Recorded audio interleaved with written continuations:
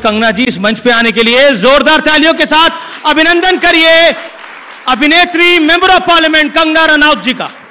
बहुत बहुत धन्यवाद अमीश जी। तो कंगना जी, ये जो नया परिचय लगता कैसा है आपको, सांसद कंगना रनौत? थोड़ा तो गंभीर है, ये मानने वाली बात है कि मेरे लिए काफ़ी गंभीर है। और मैं हमेशा सोचती हूँ कि ये एक ऐसा दायित्व है जो, जैसे आप एक्टिंग करके कभी सोच भी सकते हैं कि अच्छी एक्टिंग कर लेते हैं या आज का काम हो गया या अच्छा हो गया, लेकिन ये ऐसा काम है जो ख़त्म ही नहीं होता है। जितना आप कर लो उतना कम है। जितने लोग हैं उतने ही काम हैं, उतनी ही अपेक्षाएं हैं। और ख़ासकर जब आप एक नेशनल फिगर होते हैं, तो मैं हमेशा कहती हूँ, मुझे कहीं से भी फ़ोन, मुझे हर जगह से फ़ोन आ जाते हैं, महिलाओं के आ जाते हैं, लोगों के आ जाते हैं। अटेंड कर पाती हैं सारे फ़ोन आप? मैं वही कह रही हूँ कि आप कभी ऐसा नहीं सोच सकते कि you know I am good enough in this job. You never feel कि you are good enough, so I am trying to cope. देखिए, चाहे मणिकर्णिका का हो, चाहे इमरजेंसी हो, जहाँ कंगना रनौत होती है वहाँ विवाद हो जाता है। अब ये कंट्रोवर्सी जो है वो आपका पीछा क्यों नहीं छोड़ती? देखिए अमीश जी, मैंने तो ये जो इस चीज़ का यही निष्कर्ष निकाला है कि अगर आप वही फूल पत्तों के आसपास उछलते रहना चाहते हैं, नाचते रहना चाहते हैं पार्क में, गार्डन में, तो आपको किसी को आपके साथ कोई दिक्कत नहीं होगी। अगर वही महिलाओं के 2 मिनट के रोल आप करेंगी तो आप बहुत ही प्यारी और बहुत ही अच्छी लड़की होंगी, आइटम नंबर करेंगी, जैसे जो आपको जो लोग चाहते हैं वैसे करेंगी तो ठीक है। लेकिन कहीं अगर आपने उन सब चीज़ों से निकल कर ये कहा कि नहीं, मुझे भी एक पूरा जो है एक लीड रोल करना है और ऐसा मुझे कुछ काम करना है जो ना कि सिर्फ हमारे मनोरंजन का ही एक साधन बने, जबकि हमारे देश को भी एक अपने इतिहास को लेकर जागरूकता रहे, क्योंकि ये एक ऐसा इतिहास है जिसे जानबूझकर जो है वो छुपा के रखा हुआ है, जिसे बताया नहीं गया है। तो अब मैं तो यही कहूंगी कि भले लोगों का जमाना नहीं है। भले लोगों का जमाना नहीं है तो कैसे लोगों का जमाना है? ऐसे लोगों का जमाना है। आप देखिए, मेरी फिल्म जो है आने को रेडी है बिल्कुल, और सेंसर सर्टिफिकेट मिला है मेरी फिल्म को। 4 हिस्टोरियंस ने जो है इसको हमें सुपरवाइज किया गया है और मेरे पास पूरी डॉक्यूमेंटेशन है। ऐसी कोई चीज़ नहीं है जो मेरी फिल्म में जो है वो गलत दिखाई गई है।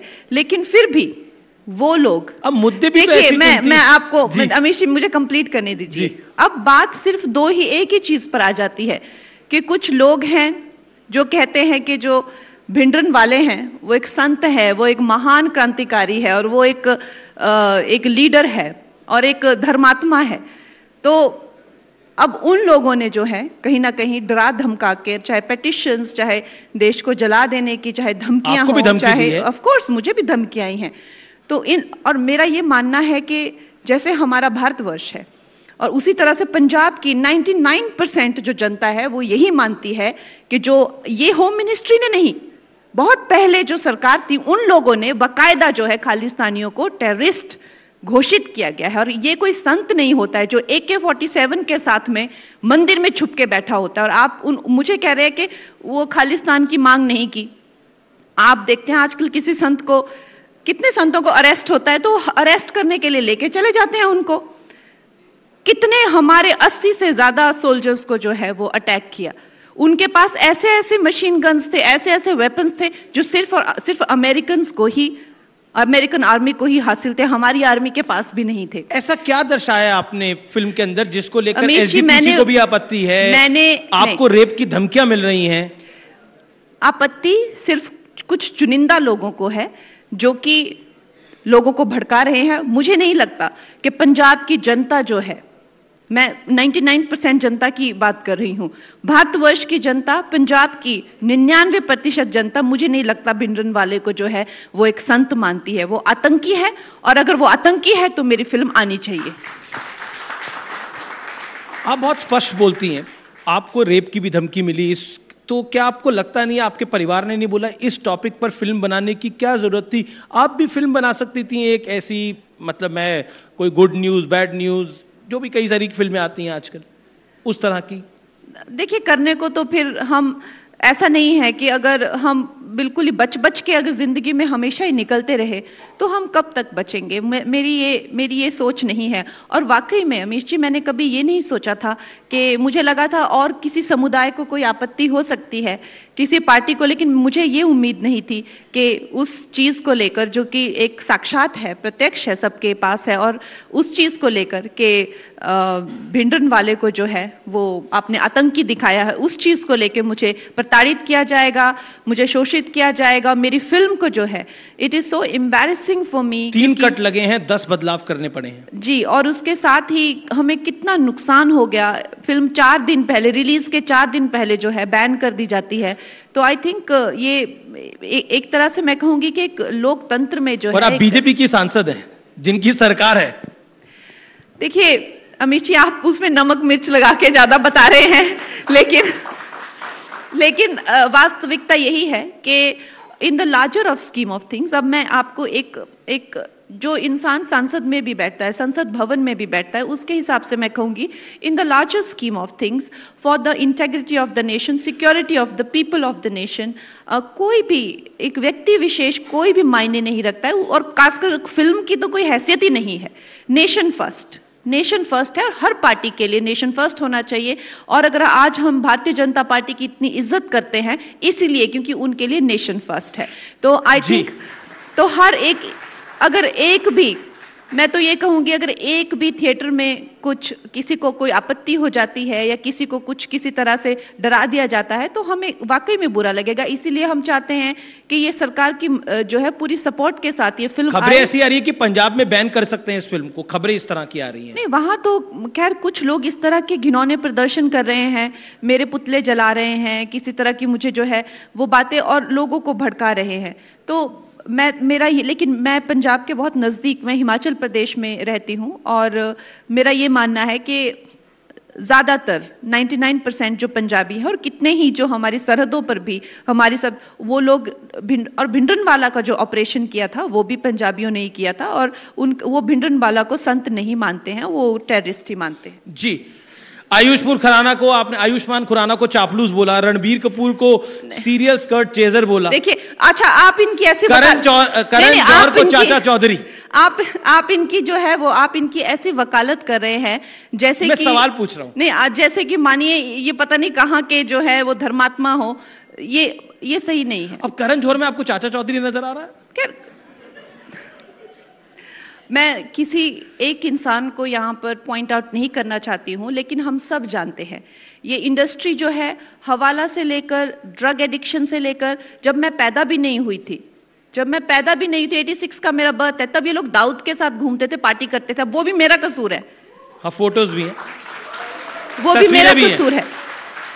आप देखिए, आप ये सोच सकते हैं, आप मुझे यहाँ पे स्टेज पे बुलाकर आप मुझे कटहरे में खड़ा कर सकते हैं, लेकिन आपको अपनी अंतरात्मा से ये पूछना चाहिए कि ये लड़की को मिल क्या रहा है, ये सब करके ये सारा अपना नुकसान करती है। ये सबको नहीं, ये सबको अपना आप मुझे ये टिकट मत बोलिएगा, ठीक है? मेरे ऑलरेडी बहुत बड़ी पोजीशन है, मैं एमपी की टिकट के लिए ये सब नहीं करने वाली। एमपी की टिकट नहीं, I am already a superstar. मेरे को आप ये मत बोलिए कि आप इसके लिए नहीं। मेरे जो दादाजी हैं, वो परदादाजी जो हैं, हम ऑलरेडी, हमारी फैमिली की कांग्रेस की हिस्ट्री है। मेरे फादर भी कांग्रेस लीडर रह चुके हैं, और मुझे, for your kind information, gangster के बाद मुझे भी एमएलए की टिकट ऑफर हुई थी कांग्रेस से। तो आप मुझे ये मत कहिए कि मुझे लोगों की जो है, कुछ बोला ही नहीं है आपने। नहीं, तो आप क्या कहना चाह रहे हैं कि मैं ये करती क्यों हूँ? सब लोगों से मैं दुश्मनी लेती क्यों लेती हैं आप सबसे? एग्जैक्टली, हम देश के लिए लेते हैं यार, हम कायर नहीं है। देश के लिए पंगा लेते हैं आप, देश के लिए पंगा लेते हैं, देश के लिए बोलते हैं, अपना तो नुकसान ही किया है। आज इंडस्ट्री में जो है सब लोग खुशी मना रहे हैं कि इसकी फिल्म नहीं हुई, इसने बड़ी अपने सब पैसे लगा के इसने फिल्म बनाई, उसकी फिल्म नहीं आई। ये इंडस्ट्री में खुशियां मनाई जा रही हैं, ठीक है? और मुझे बिल्कुल आइसोलेट किया गया है, मेरा घर टूटा तब इन लोगों ने खुशियां मनाई। जो मैं I am right now in the loneliest corner of the world, ठीक है, तो आप मुझे ये मत बताइए कि मैंने इसको ये बोला, मैंने उसको वो बोला। मैं अपने निजी स्वार्थ के लिए होता तो मैं इनकी ईगो पे थोड़ा क्या क्या मैं बता देता हूँ। बॉलीवुड में खान्स के साथ काम करने के लिए एक्ट्रेस को लगता है कि अगर खान्स के साथ मौका मिल जाए तो उससे बढ़िया कुछ नहीं हो सकता। बजरंगी भाईजान आपने सलमान खान के साथ छोड़ दी, जीरो फिल्म आपने शाहरुख खान के साथ छोड़ दी, क्यों? अभी पंगा ही तो है। सलमान खान शाहरुख खान को कौन मना करता है बॉलीवुड में? अमीश जी, ऐसा नहीं है कि मैं, एक वक्त था जब मैं चाहती थी कि मैं इन सब के साथ काम करूं, लेकिन 10 साल का मेरा संघर्ष रहा है जब मुझे सबने डिसमिस किया, इसका कुछ नहीं होने वाला, क्योंकि एक नॉर्मल सा जो फॉर्मेट होता था, आइटम सॉन्ग करो, 2 गाने करो, कॉमेडी सीन, उसमें मैं फिट नहीं होती थी। तो जब मुझे वो काम नहीं मिला, मुझे एक अलग तरीके से सफलता मिली, चाहे क्वीन हो, तनु वेड्स मनु हो, मणिकर्णिका हो। मैंने एक महिला ने अपना एक वजूद पाया इस इंडस्ट्री में, और ये इस जनता का मेरे लिए प्रेम रहा है। लोगों की, फिर मैं क्यों किसी के साइड में खड़े होकर एक साइड रोल करूं, चाहे वो 2 सीन में आइटम नंबर क्यों करूं? शाहरुख खान के साथ भी, सलमान खान के साथ नहीं, तो आपको क्या लगता है, आप इस तरह के उनके नाम उछाल के क्या प्रूव करना चाह रहे हैं? क्या कोई बड़े वो क्या है, वो क्या प्रूव करना चाह रहे हैं आप? शाहरुख खान के साथ भी, सलमान खान के साथ भी, तो क्या है वो? क्या वो मुझे बताइए, एक्सप्लेन कीजिए, क्या है वो? बहुत बड़े एक्टर हैं, मतलब आप भी बहुत बड़ी एक्टर हैं, वो भी बहुत बड़े एक्टर हैं। हाँ, तो आपने कहा ना आप भी बहुत बड़ी एक्टर, ठीक है यार, हम भी हैं ना। तो आप अभी आगे कभी कोई फ्यूचर में प्रोजेक्ट आए तब आप सोचेंगी या नहीं? नहीं सोचेंगी? ऐसा नहीं है, मैंने कोई भी मैंने ऐसा नहीं किया कि मैं इस इंसान को नीचा दिखाऊं ये काम करके, नहीं, ऐसा नहीं किया। मुझे लगा आपको भी तो कभी ऐसा लग सकता है ना यार, हम अपने घर में अच्छे हैं, अपना हमें जो एक अस्तित्व तो मिला है, मेरी वजह से कल आने वाली बेटियों को भी एक ऐसा, यार एक महिला का भी अस्तित्व होता है। और आपको पता है कि ये जो हीरो लोग होते हैं, ये महिलाओं को कितना शोषण करते हैं, आपको पता है? डिनर पे बुलाना, मैसेज करना, घर पे आ धमकना, आपको पता है ये सब? तो एक बेटी आगे जाके खड़ी हो रही है और कह रही है कि ये सब ठीक है, आप किसी के साथ में समय बिताना चाहते हैं, आपका प्रेम प्रसंग है, वो एक अलग बात है, लेकिन सबसे ज्यादा एक्सप्लॉयटेशन जो है वो ये हीरोज करते हैं। तो अगर एक बेटी आगे आई है और ये अपने दम पर आगे आई है, तो क्या इतना आसमान गिर गया कि इनके साथ फिल्म छोड़ दी, उनके साथ फिल्म छोड़ दी, आपने ऐसा कैसे कर दिया? अब आप किसी मूड में नहीं लग रही इनके साथ आगे भी कोई फिल्म करने के? नहीं, मैं ये नहीं कह रही हूँ कि, चाहे मैंने हमेशा ही कहा है कि चाहे वो खान हो, चाहे कुमार हो, मेरी जैसी पर्सनैलिटी, मुझे कभी किसी से कोई दिक्कत नहीं हुई है, और जिनसे हुई है वो सबने देखा है, वो मुझे जेल में डालने की कोशिश की, चाहे इन्होंने मिलकर जो भी करने की कोशिश की। लेकिन मैं ये जानती हूँ कि जिस तरह से अगर आज हम देखते हैं कि चाहे वो कलकत्ता में रेप केस हो, चाहे मुझे खुलेआम रेप करने की धमकियां, हम जानते हैं कि हम महिलाओं की इज्जत नहीं करते हैं, और फिल्म इंडस्ट्री भी कोई डिफरेंट नहीं है। आज कॉलेज में 2-4 लड़के खड़े होते हैं और महिलाएं जाती है तो वो उनकी बॉडी को लेकर, उनके पार्ट्स को लेकर कमेंट करते ही हैं, और फिल्म हीरो भी डिफरेंट बिल्कुल नहीं है, वो भी वैसे ही हैं। लड़की आई तो मतलब एक तरह से हम जानते हैं कि एक लड़की की क्या महत्वता होती है वर्क प्लेस पे भी। एक तो सबसे पहले कि वो दिमाग की स्लो होगी, और वो खी करेगी, सारा दिन गिगल करेगी, उसको जो लड़का लेफ्ट लेके जाएगा, अब ये लेफ्ट लेके गया तो मैं इसको राइट लेके जाएगा, तो उसको देखेगा कि डायरेक्टर भी देखेगा कि she is going with the hero, तो वो भी सोचेगा she is going with the hero, why she is not going with me. इस तरह से महिलाओं को वहां पे शोषण किया। अब बोलेंगे इसने ऐसा बोल दिया, मैंने ऐसा बोला, लेकिन आप लोग ये भी मत भूलिए, जो हमारी सरोज खान इतनी सक्सेसफुल हमारी कोरियोग्राफर रह चुकी हैं, जो मेरे पैदा होने से पहले से फिल्म इंडस्ट्री में हैं, उन्होंने कहा था कि जब उनसे पूछा था कि फिल्म इंडस्ट्री में जो है, जो लड़कियों के रेप होते हैं, लड़कियों का शोषण होता है, लड़कियों का मीटू होता है, उसके बारे में आपका क्या कहना है? तो उन्होंने कहा था कोट अनकोट कि रेप तो करते हैं लेकिन रोटी भी देते हैं। राहुल गांधी को देख के तो मुझे सच में तरस ही आता है। क्यों आता है आपको तरस? मुझे वो बहुत बेचारे लगते हैं।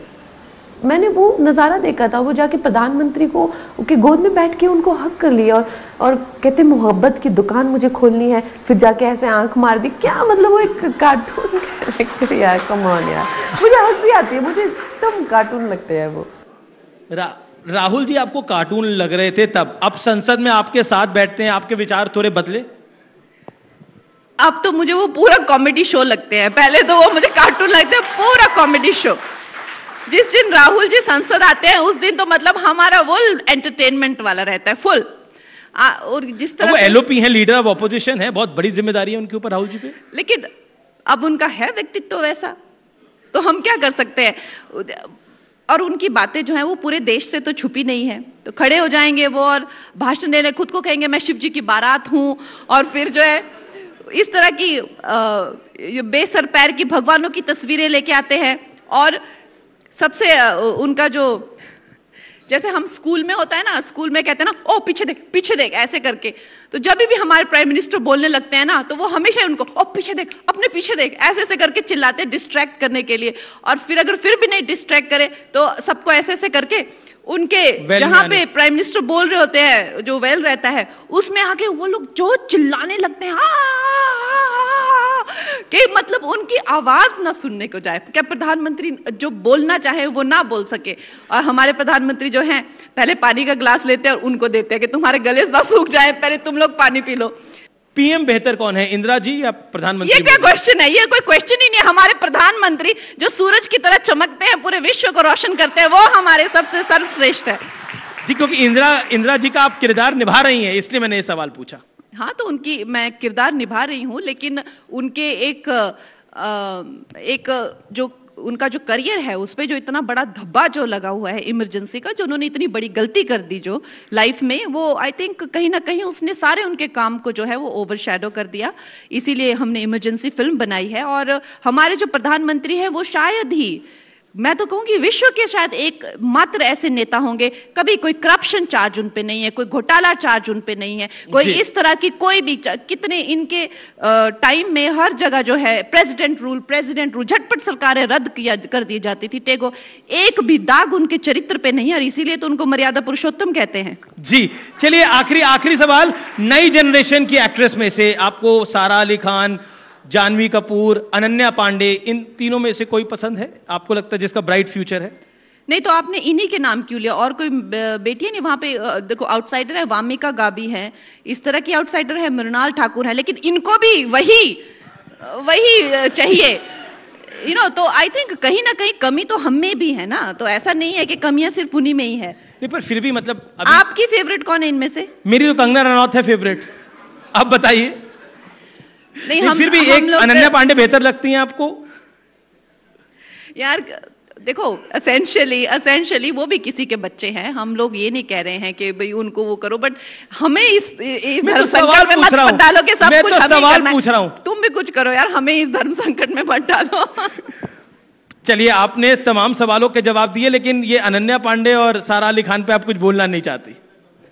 मैं नहीं बोलना चाहती, बट मैं ऐसा चाहती हूँ कि हमारी जो फिल्म इंडस्ट्री है उसमें जो आर्ट का जो स्टैंडर्ड है वो धीरे धीरे इतना नीचा ना चला जाए कि जो है वो ख़त्म ही हो जाए बिल्कुल। हर दिन जो है, चाहे वो एक्टिंग के स्टैंडर्ड्स हो, चाहे वो एक वहाँ पे फिल्मों के स्टैंडर्ड्स हो, गिरते ही जा रहे हैं। तो मैं चाहती हूँ कि कला को सर्वोपरि रखें। ये बहुत अच्छी बात आपने बोली कि कला सबसे ऊपर है, कला सर्वोपरि रहनी चाहिए। और जैसे हमारी कलाकार एक्ट्रेसेस हुई हैं, चाहे वो मैं तो कुछ के नाम लूंगी तो इरफान खान साहब हो गए, मनोज बाजपेयी जी जैसा कोई कलाकार नहीं हुआ है आज तक। उनकी जो रेंज है, और आप लाइफ ऑफ पाई में देख लीजिए, उनका रोल देख लीजिए, नेम सेक में देख लीजिए, इरफान साहब हो गए।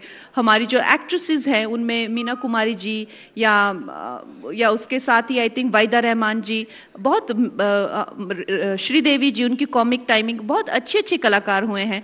और हमारा जो स्टैंडर्ड है वो फिल्म इंडस्ट्री का दिन ब दिन गिरता जा रहा है। I hope they raise the bar. बहुत बहुत शुक्रिया कंगना जी, आप आई हमारे मंच के ऊपर, आपने अपनी बात को रखा। लेकिन चलते चलते देश में लोकतंत्र सशक्त है ना, मोदी सरकार में लोकतंत्र को तो कोई खतरा नहीं है, क्योंकि राहुल जी को अक्सर लगता है कि लोकतंत्र समाप्त कर देंगे मोदी जी, बोलते रहते हैं। देखिए, हमारी जो सरकार है उसका जो स्लोगन है सबका साथ सबका विकास, नेशन फर्स्ट। तो इस तरह के स्लोगन्स के साथ, इस तरह की जो हमारी जो सोच है उसके साथ हम चलने वाले हैं। और जिसे कहते हैं ना, जब हाथी चलते हैं तो कुत्ते भौंकते हैं। तो आई वुड से कि अगर हमारी देश की जो इकोनॉमी है वो 11वें से अब तीसरे स्थान पे, चौथे स्थान पे है, तो कहाँ हम आज हमारे नेता जो है विश्व के सबसे ज्यादा लोकप्रिय नेता है, आज हम उस दौर पे है। आज हमें जो विंग्स जो है नरेंद्र मोदी जी ने दिया, उन चांद पे लैंड किए हैं।